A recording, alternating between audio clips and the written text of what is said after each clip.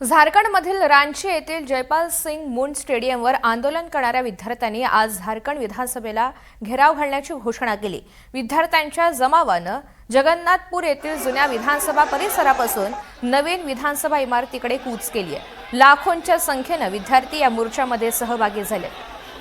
तिथल्या सरकारविरोधात जोरदार घोषणाबाजी केली जाते आणि याच आंदोलनाच्या पार्श्वभूमीवरती पोलिसांचा तगडा बंदोबस्त तैनात करण्यात आलेला आहे। या संपूर्ण परिसरामध्ये आपल्याला बॅरिकेडिंग सुद्धा पाहायला मिळत आहे। अधिकची माहिती जाणून घ्यात अभिजित पाटील आपल्या सोबत आहेत। अभिजित, या मोर्चाचा हा दुसरा दिवस आहे। खरं तर आजही विद्यार्थी प्रचंड आक्रमक आहेत। काय मागण्या केल्या जात आहेत?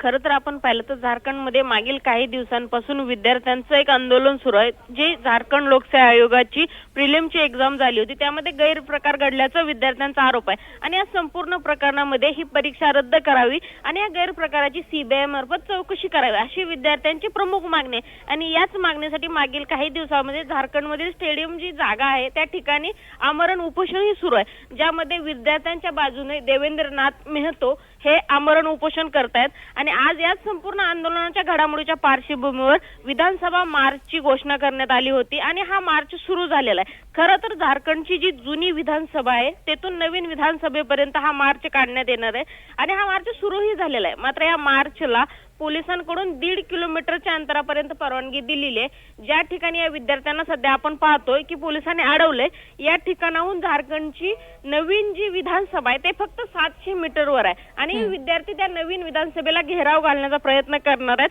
खरं तर आता इथून पुढे जाऊ देणं हे पोलिसांसाठी आव्हान असणार आहे, कारण की एक कायदा सुव्यवस्थेचा प्रश्न महत्त्वाचा ठरणार आहे, कारण की विधानसभा ही त्या राज्याची सर्वात मोठी संस्था असते आणि अशा प्रकारे कुणालाही विधानसभेला पूर्णपणे घेराव घातला दिला जाऊ शकतो का, हा मुद्दा या ठिकाणी उपस्थित होतोय। आता विद्यार्थ्यांच्या मागणीप्रमाणे विद्यार्थ्यांना मार्च काढण्याची परवानगी मिळाली। जुन्या विधानसभेपासून नव्या विधानसभेपर्यंत पोलिसांनी येऊ दिलेला आहे। मात्र जे 700 मीटरचं अंतर आहे त्या ठिकाणी पोलिसांनी ते थांबवलेलं आहे। आता विद्यार्थी आणि पोलिसांमध्ये एक थोडक्यात झटापटीसारखी स्थिती निर्माण होते का असा प्रश्न उपस्थित होतोय, कारण की विद्यार्थी मोठ्या प्रमाणात उपस्थित आहेत आणि विद्यार्थी आपल्या मागण्यांवर ठाम आहे। असं असताना या ठिकाणी आता सरकार कोणती भूमिका घेते पाहणं महत्त्वाचं ठरणार आहे, कारण आपण जर बघितलं की जंतर मंतरवर ज्या पद्धतीने विद्यार्थ्यांनी संसद मार्चची घोषणा केली होती त्यावेळेस विद्यार्थ्यांवर ज्या प्रकारे लाठीचार्ज झाला त्यानंतर देशभरात एक तीव्र प्रतिक्रिया उमटल्या होत्या। त्यामुळे आता झारखंडचं जे हेमंत सोरेन सरकार आहे ते हा संपूर्ण मार्च कसं हाताळतं हे पाहणं महत्त्वाचं ठरणार आहे। अगदी खरं आहे अभिजित, विद्यार्थ्यांची आक्रमकता पाहता इथे पोलीस बंदोबस्त हा अधिक वाढवण्यात आलेला आहे। सध्याचे लाईव्ह दृश्य आंदोलन स्थळाचे आपण पाहतोय। बॅरिकेडिंग सुद्धा करण्यात आलेला आहे। काही अंतरापर्यंत या विद्यार्थ्यांना मोर्चा काढण्यासाठीची परवानगी देण्यात आलेली होती, मात्र संपूर्ण विधानसभेला घेराव घातला जातोय। अत्यंत आक्रमक असे हे विद्यार्थी झालेले आहेत। सुरक्षेचा कोणताही प्रश्न इथे निर्माण होऊ नये त्याच पार्श्वभूमीवरती पोलीस खबरदारी घेतात आणि तिथूनच पुढे विद्यार्थ्यांना रोखलं जात आहे। तरी सुद्धा विद्यार्थी हे आक्रमक असल्यामुळे पोलिसांनी वेळीच त्यांना तिथे मज्जाव केलेला आहे आणि त्याचमुळे विद्यार्थ्यांनी जोरदार घोषणाबाजी करण्यास सुरुवात केली। काहीसे आक्रमक झालेले विद्यार्थी आणि पोलीस यांच्यामध्ये झटापट झाल्याचं सुद्धा चित्र पाहायला मिळालं, मात्र बॅरिकेडिंग असल्यामुळे या विद्यार्थ्यांना पुढे जाणं हे शक्य नाहीये। अधिकची माहिती जाणून घ्यात अभिजित आपल्या सोबत आहे। अभिजित, बंदोबस्त हा वाढवला जातोय, सरकारच्या वतीनं अधिकच विशेष अशी काळजी घेतली जाते? नक्कीच आपण जर बघितलं या ठिकाणी झारखंड पोलिसांनी एक तगडा बंदोबस्त दिलेला आहे। खरं तर या ठिकाणी झारखंड पोलिसांची जी रॅपिड ऍक्शन फोर्स आहे म्हणजे रॅपिड ऍक्शन पोलीस जे झारखंड पोलीस दलातर्फे या ठिकाणी डिप्लॉय करण्यात आलेले आणि संपूर्ण मोर्चा शांततेत हाताळण्याचा पोलिसांचा प्रयत्न आहे। मात्र विद्यार्थी हे नवीन विधान भवनाला घेराव घालण्यावर ठाम आहेत। असं असताना आता सरकारतर्फे या विद्यार्थ्यांशी कोण चर्चा करणार हे पाहणं महत्त्वाचं ठरणार आहे, कारण जे नरेंद्रनाथ मेहतो आहेत जे स्वतः उपोषणाला बसलेले आहेत ते अँब्युलन्सने या ठिकाणी दाखल झालेले आहेत। म्हणजे विद्यार्थी पूर्ण तयारीनिशी आपल्या मागण्या घेऊन या ठिकाणी दाखल झालेले आहेत आणि सरकार मात्र अद्याप सीबीआय चौकशीच्या मागणी मान्य करताना दिसत नाही। असं असताना विद्यार्थी ही सीबीआय चौकशीच्या मागणीवर ठाम आहेत। जसं आपण बघितलं जंतर मंतरच्या आंदोलनाच्या वेळेस विद्यार्थी शिक्षण मंत्री खरं अभिजित काही क्षणांसाठी तुला थांबवतोय। देखिए, जहाँ तक है कि वो लोग अगर किसी भी तरीके से अनॉयंस करके कुछ अपने आप को उग्र रूप तरीके से अगर वहां तक भी पहुंचने की कोशिश करते हैं तो फिर पुलिस अपने अनुसार काम करेगी। Thank you. सर नाम बता दीजिए।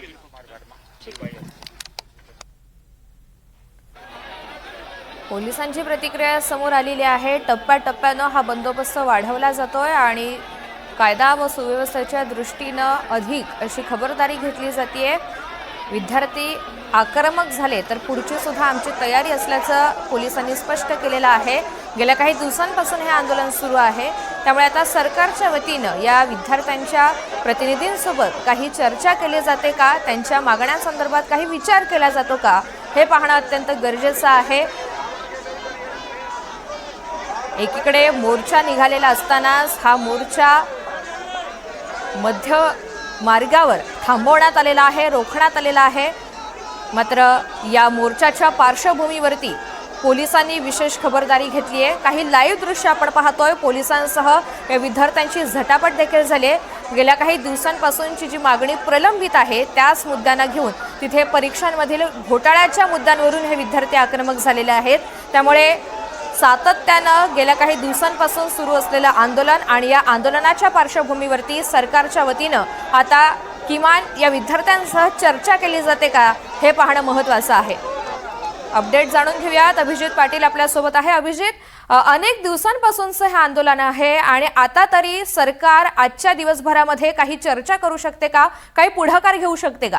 खरं तर आपण जर बघितलं विद्यार्थ्यांच्या मागण्या आहेत, सरकार ईडी चौकशीला तयार झाले। मात्र या मोर्चातली एक इंटरेस्टिंग गोष्ट मी इथं सांगू इच्छितोय। खरं तर झारखंडचे जे मुख्यमंत्री आहेत हेमंत सोरेन यांचा आज वाढदिवस आहे आणि हे विद्यार्थी सांगतात की मुख्यमंत्रीजी आम्ही तुमचा वाढदिवस साजरा करायला विधानसभेवर येतोय। आम्ही ज्यावेळेस तुमचा वाढदिवस साजरा करायला येतोय त्यावेळेस तुम्ही आमच्या मागण्या मान्य करा आणि एक वाढदिवसाची पार्टी द्या। आम्ही ना तुमचा राजीनामा मागतोय किंवा दुसरी कुठलीही मागण्या आहेत, आमच्या फक्त ज्या शिक्षणासंबंधीच्या आणि परीक्षा संबंधीच्या ज्या मागण्या आहेत ते मान्य करा आणि वाढदिवसाची पार्टी द्या, अशा पद्धतीने हे विद्यार्थ्यांनी भूमिका घेतली।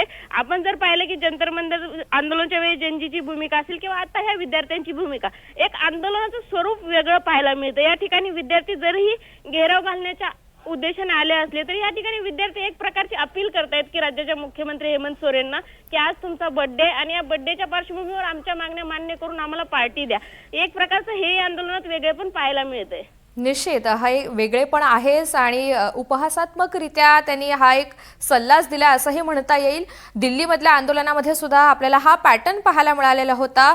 जेनझी विद्यार्थी असतील हे रस्त्यावर उतरले, मात्र या संपूर्ण आंदोलनाकडे पाहण्याचा त्यांचा दृष्टिकोन अत्यंत वेगळा आहे, ज्याची चर्चा देशभरात सुद्धा आपल्याला पाहायला मिळाली। गेल्या काही तासाभरापासून खरं तर हे आंदोलन सुरू आहे। जसे विद्यार्थी आक्रमक होत आहेत तसा मात्र पोलिसांचा टप्प्याटप्प्यानं बंदोबस्त वाढवला जातोय। माझे सहकारी अभिजित यांनी जशी माहिती दिली, अत्यंत इंटरेस्टिंग अशी गोष्ट आहे। आज हेमंत सोरेन यांचा वाढदिवस आहे आणि या वाढदिवसानिमित्तानं का होईना आमची भेट घ्या, आम्ही राजीनामा मागणार नाही परंतु वाढदिवस साजरा करूयात आणि आमचं म्हणणं तुम्ही ऐकून घ्या, अशी एक भूमिका मांडलेली आहे, अशी एक विनंती या विद्यार्थ्यांनी केलेली आहे। मात्र गेल्या काही दिवसांपासूनचा हा विद्यार्थ्यांच्या मागण्यांसंदर्भातला प्रलंबित मुद्दा आहे, ज्याकडे सरकारनं तातडीनं लक्ष देणं तितकंच गरजेचं आहे। सोशल मीडियावर सुद्धा या आंदोलनाची प्रचंड चर्चा आहे। असं असताना झारखंडच्या रांचीमधील हे आंदोलन दिवसेंदिवस अधिक तीव्र होताना आपल्याला पाहायला मिळतंय।